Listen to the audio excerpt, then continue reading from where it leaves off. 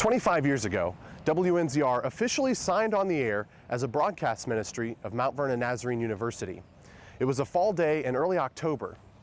Now, the journey from 1986 to 2011 was a dream of many individuals who sacrificed their time and their energy to help bring life to this radio station. It's also a story of impact in this community. WNZR has touched the lives of so many people, both on and off the air. Today we'll hear both sides of that story, from the dream to the reality. It's been 25 years of God's continuing faithfulness to 90.9 FM. So where do we start? Well, that's easy, from the beginning.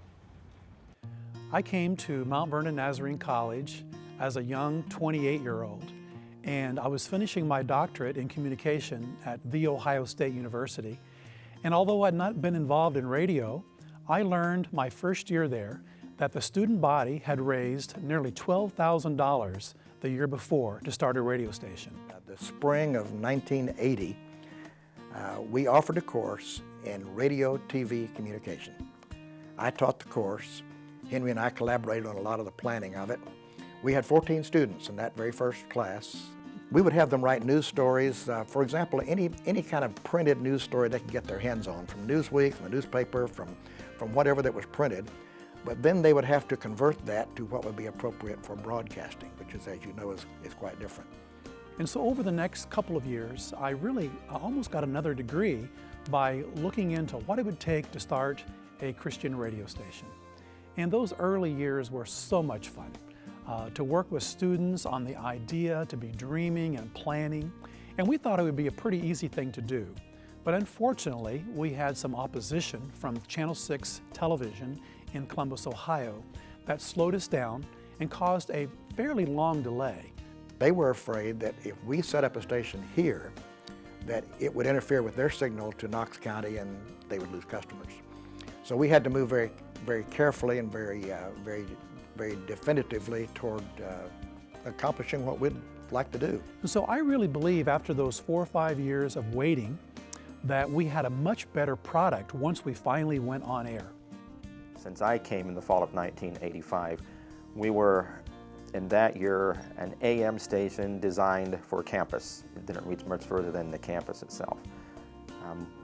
My first year here, the spring of 1986, is when we constructed the tower. We went on FM that spring for a little bit, went off for the summer, and then on again that fall permanently.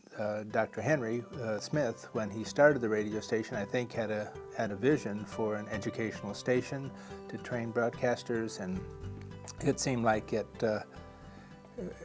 didn't meet quite its potential.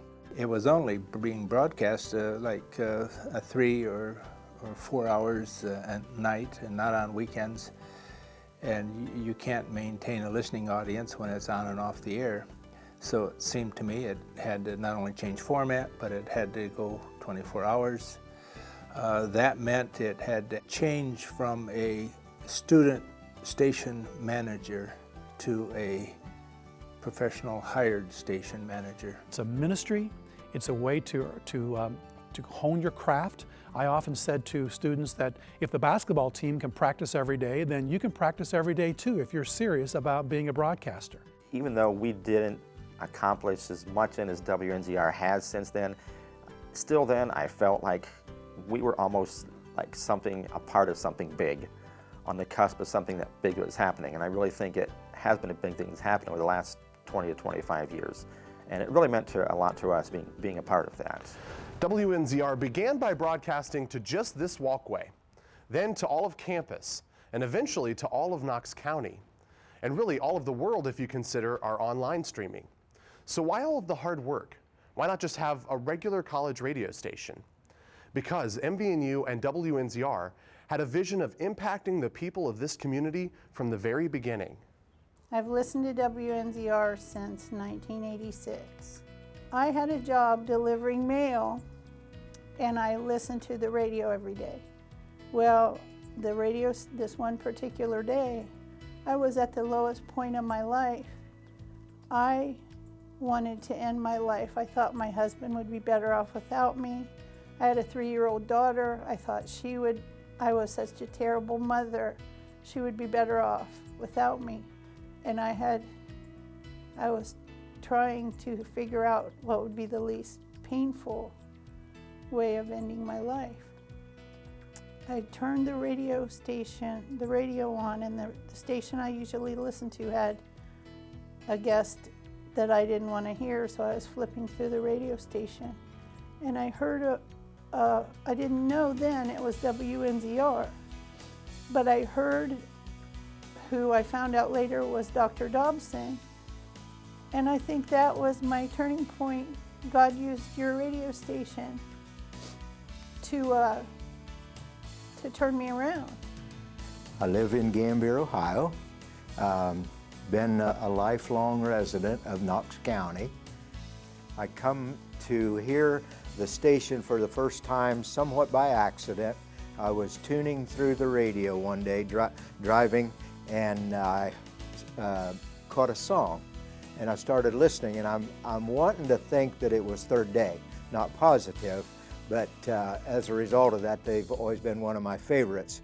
But the message, I could tell, was coming at a gut level, but from their heart. My favorite part, I like the music, but I like the community involvement that they have and the outreach that they have to the community. It's nice to see them at all the events that we go to. How much care that you have is one of the greatest things that WNZR brings, I think. We're not just listeners. We're listeners who you care about. We're listeners who you really sincerely want to know what's going on in our lives. And you will pray when you say that you're going to pray, and you get the whole community behind it.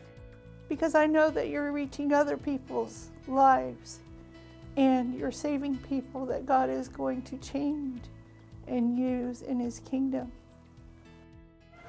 Now that is why we do what we do.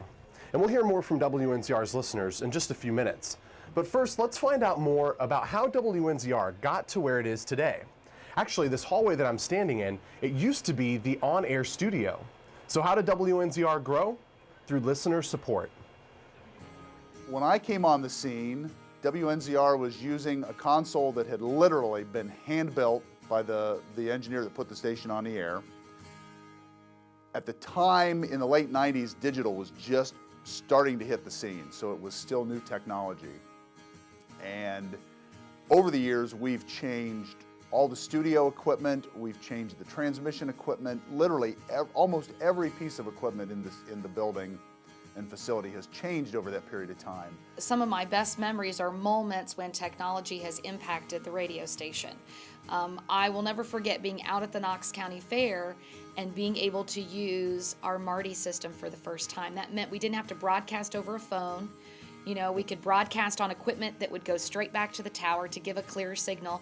And I remember sitting in that tent and literally crying tears of joy, because without listener support, we wouldn't have been able to purchase that equipment, and we were able to bring a better, clearer broadcast to serve our listeners at a better level. I remember having Big Blue. I remember dancing in Big Blue. I remember flipping the switch out at the tower site for the power increase. Throughout the years, what's been just so precious, I think is the word I want to use, so precious to me, is seeing our students get it, understand why we're doing it, get behind it, work hard at whatever it is that we're doing, and then to be there to see the impact of their hard work. It's hands-on, and it's a real radio station. You learn how much this station means to the community, to Knox County and surrounding areas, and you realize that you're not just getting an education, you're actually impacting people's lives. WNZR not only gave me the technical, hands-on stuff, but they gave me, what I needed here and here to really make it matter and to understand that communicating is really where it's at. It's important. And so I learned that on the fly, by the seat of my pants, hair on fire, here we go, the entire way through all my 4 years here. I have done everything to raise money for this radio station. I have been dunked in a tank of disgusting water. I have kissed a pig. I have had 10 pies thrown in my face. I have milked a goat and then turned around to drink the milk that was unpasteurized. You name it, I have done it, from the crazy to the broadcasting for 14 hours straight. But all of that being said, I have done that because I believe in this ministry. When I started as station manager in 1996, our first Lifeline happened in the spring. We had a goal of $5,000. And just this past spring in 2011, we had a goal of 60. So from 5,000 to 60,000 in 15 years, that is a direct result of God opening the hearts of our listeners, having them come into partnership with our ministry, and just Him answering prayers. The only way that we could be doing what we do today at 90.9 FM and also online at WNZR.FM is simply because listeners have decided they want to, first of all, they believe in this ministry, they're on board, and that has enabled us to be able to see the growth of our program and to see more listeners come on board. God has really been answering prayers, but He's done that because people have said yes to His moving on their hearts. WNZR is different because of its community focus. Many radio stations today have turned to automation and what we in the industry call voice tracking, where people from different cities record the audio on the radio station. WNZR does very little of that, almost none at all. And to me, that's what makes this station special. Radio is a very personal medium. People have a personal connection with it it's a different reason for everybody why they connect with a particular station. But WNZR has a unique ability to do that because of the local focus that it has and the way that it's tied into local events and community events and issues. God has been faithful to the prayers of so many people back in the early 80s, and it's just a blessing to be able to be here and to be part of that through many different stages, and to know that God is not finished with this little radio station in Mount Vernon. Now, it wasn't easy, but every single person involved agrees that it was worth all of their time and energy. And the end result is pretty amazing too. A listener-supported Christian radio station right here in Knox County. So why do listeners give? Because this radio station means something to them. It starts my day out positive. The WNZR starts my day out very positive. And that just affects my whole day. So it affects my life. Yes, it is per se a college radio station, but I think it's a lot more than just that. I see it as a real outreach, reaching the community, not just college students.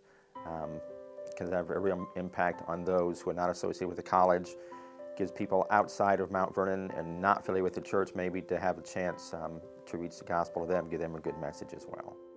It helps bring people, closer to the Lord. They turn on the radio and they're like, wow, this is great music, and they get to learn, how important the Lord is in their life. I think WNZR is important to our community to keep us all connected. A lot of times we're not aware of everything that's going on or the different community events that are going, as well as the WNZR events that are going on. And it's a great way to just get people together and keep us all connected as a community. If it hadn't been for your radio station, who knows what would have happened to me? Who knows what would have happened to my husband, to my daughter, if I had ended my life? And I thank God every time I turn the radio station on. The ministry is about God. It's about God. It's not about Joe and Marcy. It's not about MVNU or any of that. It's about God. It's about using what we have to glorify God. And that's the primary focus of our mission statement, is to glorify the Lord Jesus Christ in all we do. So when students are able to use what they've learned here and go out and do that, to me, that's the most significant memory or thought of anything as far as WNZR goes. My hope for the future is that the radio station will continue to be what it has in the past, be Christ-centered, talking to people at a level that they can understand, the music that brings the message. I felt for a long time the message coming from the music at WNZR is they're bearing their soul. I believe Christian radio is important for Knox County as a source of encouragement, as a positive message about life and about the issues that we face in life. Addressing these issues can come from a number of sources, through music, through encouragement, through word, through the preaching that you may hear on WNZR. God has blessed so many artists out there, so many ministers or speakers or who, however you want to term them, to make an impact on this world for His kingdom. And the fact that we get to be able to share that talent with our listeners, whether it's a Jeremy Camp or Natalie Grant, or whether it's Mercy Me or Casting Crowns or Toby Mack, you can go on and on and on. Those are people that God has blessed with an amazing talent. We're blessed by the music and the programming just as much as any other listener is. And the fact that we're able to share their music with our listeners and discover new artists who are just coming onto the scene that are blessed and have been given this talent, I think that is just worthwhile. And so to be able to go alongside that and partner with those people is something I really, really enjoy. For 25 years, WNZR has been sharing the message of Christ's love.